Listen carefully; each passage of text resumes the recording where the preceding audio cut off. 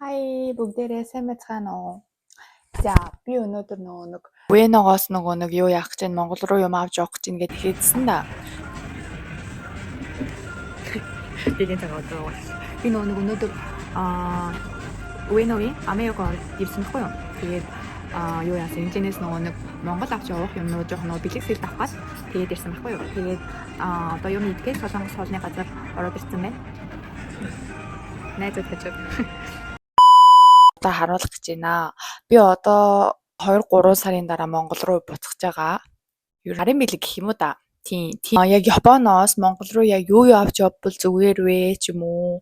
Яг юу хэрэгтэй бол гэсэн юмнууд бол ер нь бол байхгүй зүгээр харж агаад өөрөө аавна гэсэн юмнуудаа аваад тэгээд ер нь бас ганц хоёр хэрэгтэй ч юм уу тиймэрхүү юм бас байвал зүгээр гэж бодож байна. За би тэгээд одоо эхнэнээс нь харуулад явъя гэж бодлоо. Юм болон одоо ингээд укаши гэдэг штэ нэг чихэр мэхэр ч юм уу, сэмбэж идэр ч юм уу, шоколад идэр ч юм уу тиймэрхүү юм бол ер нь угаасаа зайлшгүй байх шаардлагатай гэж бодож байна. Ягаад гэвэл Монгол ер нь бол Японы бүр яг Японд байдаг тиймэрхүү амар ингээд Японч ер нь амар олон ингээд амтай шинтэй бүр янз бүрийн юмнууд ингээд жижиг сажиг юмнууд зөндөө байдаг штэ. Тиймэрхүү юм бол ер нь бол Монголд айгу ховор байдаг. Тийм учраас тиймэрхүү юмнуудаас нь жоохон авч явбал зүгээр ах гэж бодсон. Гэтэ одоо нэг яг Монгол нэг Японы бас дэлгүүрүүд ганц хоёр нэгдсэн те. Ер нь юмнууд нь бас байгаа. Гэтэ байхгүй бол бас байгаа. Тийм байхгүй байгаа болохоор за тэр яг. Ёй. 2 хайрцаг юм авсан байгаа.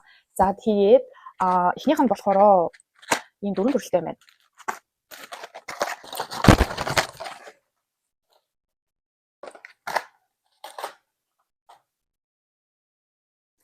Энэ бол бэштэй. Ер нь бол одоо Монголд нэлээд од болж байгаа гэж манай үеэл хэлсэн. Тэгээд энэ бас ер нь бол сахар маш багатай. Тэгээд угаасаа энэ дээр нэг калорийг гэж үзвэл 50% гэсэн үг. Ер нь энэ бол маш олон төрлийн энэ болохоор энгийн зүгээр юутэй кофений амттай. Тэгээд одоо жишээлбэл мачагийн амттай гэх мэтчлэн. За тэгээд ер нь бол энэ байж болноо. Энэ бол маш хэрэгтэй. Маш зөв сонголт байх гэж бодож байна. Японд ч нэг сэмбэ гэдэг нэг юм байдаг шүү дээ. За одоо жишээлбэл Монголд ер нь хөвчлэн өрөөл иддэг байлаа гэж бодъё. Тэнгүүд Япон бол угаасаа ингээд будааны орн шүү дээ. Тийм учраас будаагаараа бол янз бүрийн юм хийдэг аахгүй юу? Тэгэхээр энэ будаагаар нэг будаагаар хийгдсэн сэмбэ гэдэг нэг юм амттан л гээ. Да ер нь бол ийм амттан байдаг аахгүй юу? Ийм. Энэ бас тэгтээ маш олон төрөл ер нь бол байдаг. Тэгээд амтанч тэр доторх нэг төрөлнүүд нь ч тэр маш олон байдаг. Тэгээд энэ надад ер нь нэлээд таалагддаг байхгүй айгу гоё хөөрхөн амттай юм шиг санагддаг. Тэгээд ер нь бас иймэрхүү юм тэр солонгосын хөлөг чинь Overice гэдэг нэг чипс ширхүү юм байдаг штэ. Ер нь бол хөгшин хүмүүс ч гэсэн идэхэд маш зүгээр нэг аманд ороо шууд ингээ хайлаад хурдан алга болчдөг болохоор яг энэ нөгөө жоохон хатуу юм шиг харагдаж байгаа хэрнээ ингээд тийм бол аманд ороод хайлаад бургоны энэ нөгөө нэг шоколад байдаг штэ. Энэ шоколаднууд бол бас ер нь бол өний үед маш хөөрхөн хямдхан. Тэгээ дээрээс нь маш олон янз байдаг. Тэгээд гол нь гэхдээ энийг чинь нөгөө нэг байгаа бичэн нэ штэ зөвөр энгийн цагаан гурлаар биш жоохон нөгөө нэг овёс ч юм уу жоохон бүхэл үрийн ч юм уу тийм гэдгээрээ ер нь бол алдартай юм шиг байгаа юм. За тэгээд энэ шоколаднууд дотроо бас зөндөө олон төрөл байгаа. Одоо жишээлбэл миний аваагүй төрлнүүд нь бас зөндөө байгаа. Ямар ч байсан гүзээлзэгний амттай бас байдیں۔ Тэгээд дараагийн харуулах юм бол за мэдээж KitKat байна. KitKat бол бас Японд бүр маш олон төрлөөрөө байдаг. Монголд бол яг уу төрлнүүд нь байдаг ч гэсэн айгу ховор штэ. Тэнгүүд одоо ингээд KitKat чинь ингээд дахин ингээд бас нөө шинэ амтууд бас гаргаж ирдэг. Би тэгээд энэ одоогийн байдлаар бол энэ мачатай KitKat-ыг авсан байгаа. Одоо иймэрхүү чихэрнүүд байна.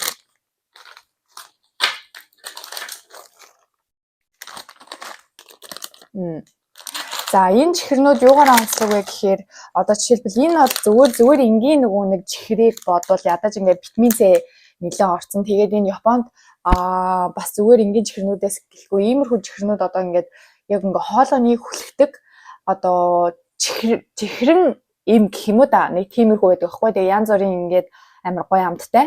Тэгээд жоохон ингээ хоолоо жоохон өвдөж юм уу, жоохон тиймэрхүү сонин ингээ сэрэгнээд байгаа үе ч юм уу, тиймэрхүү юм болвол яг хуу ийм ингээд чихрээ хүлэгчэхэд ер нь бол маш зүгээр. Гэхдээ энийг бодвол заяо энэ яг шинэ гарсан төрөл байгаа. Энэ бол бүр илүү сайн бах. Яг нөгөө нэг чихэр гэхээсээ илүү хоолойны хүлэгдэг одоо нөгөө нэг Хималая юу лээ?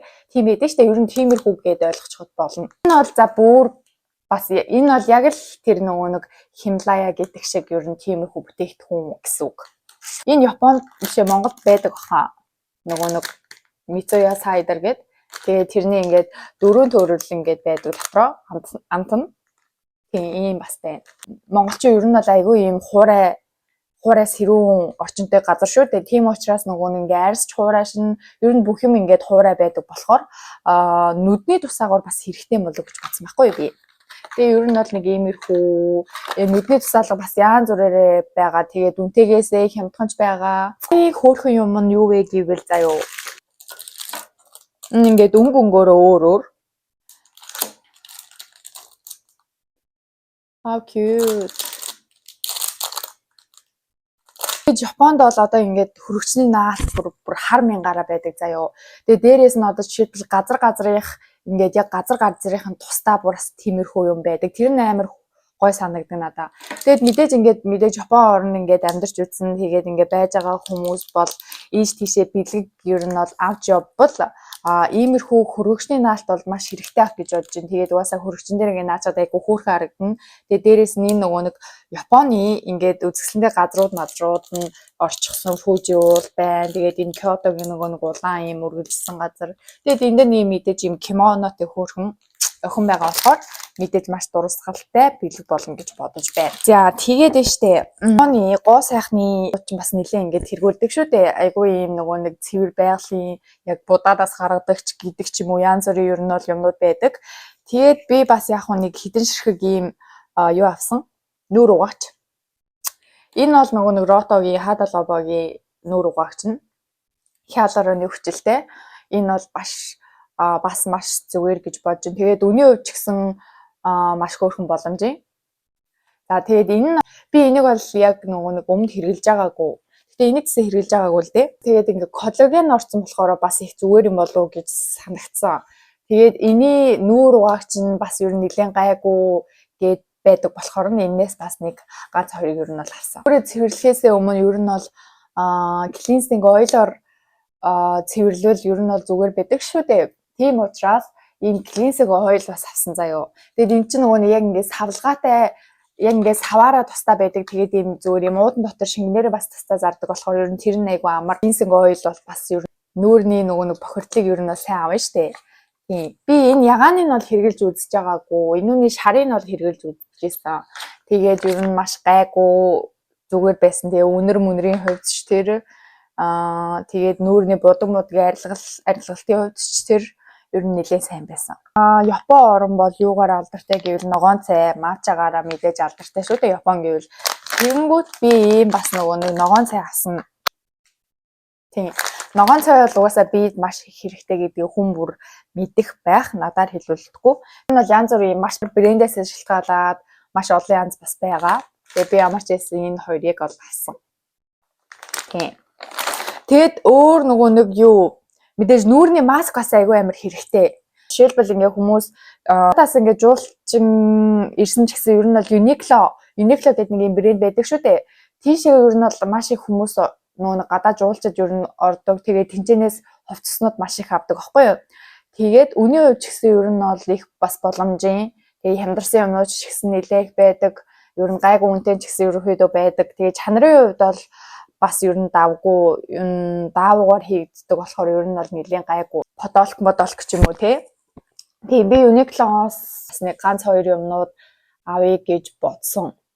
Тий. Эднэрээс гадна хувцаснууд бас авч болно тий. Монголыг бодвол яг хөө мэдээж гайгүй чанартай юм болдох бах. Тэгээ дээрэс нь үний үед ч гэсэн гайгүй ийм хараа нарны тос бас байгаа заяо. Чар өнгөтэй одоо хэрглэж байгаа байхгүй юу. Тэгээ ерөнхийдөө дуусгаад бараг л дуусах гэж одоо 2-3 удаа хэрэглэх эхлүүлсэн баг. Тэгээд ууг нь бол өөр ингээд нарны тос авч хэрэглэе гэж бодсон ч гэсэн ягаад ч юм цаанаасаа энэ одоогийн энийг авчаад байсан. Тэгээд би энэний өмнө нь үгтэй тэгээд жел маягийн юм хэрэгжилжсэн байхгүй юу? Энэ нь болохоор нөгөө нэг эссенц нэ. Тэгээ энэ бас ер нь нэлээд давгүй санагдаг надаа.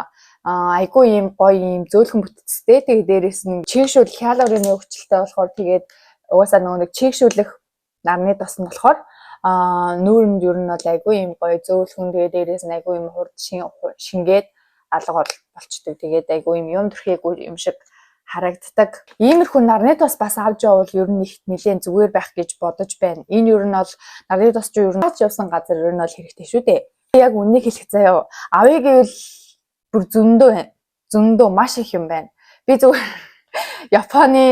Японд байгаа хамаг зүгээр хэрэгтэй гэсэн юмнуудын бүгднийг Монгол руу авч явмаар байна. Дааш тийм боломж байхгүй болохоор яах вэ? Ямар ч байсан эхний ээлжинд яг нэг дараалал гаргацсан байгаа хэрэгтэй юмнуудаа аваад тэгээ ачаа мачаа гэдэг чинь амар ингээл асуудал болно шүү дээ. Ингээл хувцас сунар гутал мудлнаас ахуулаад тэгээ дээрээс нь эднэр мэдрэг ингээл хийгээл тэгэл хүмүүн ингээл юм захих юм бол бас тэр мэрийг ингээл бүгдийг нийлүүлээд тэгээд ингээ явуулна гэдэг чинь бас нэлээх ачаа болохоор ачаага баг нөгөө нэг арай хямдхан гэж одоод газраар өгч явуулсан нь илүү зүгээр юм шиг байлээ шүү. Тэгээд дээрээс нь үний хувьд ч арай хямдхан, килограммын хувьд ч нэлээ их хийх боломжтой юм шиг байгаа юм.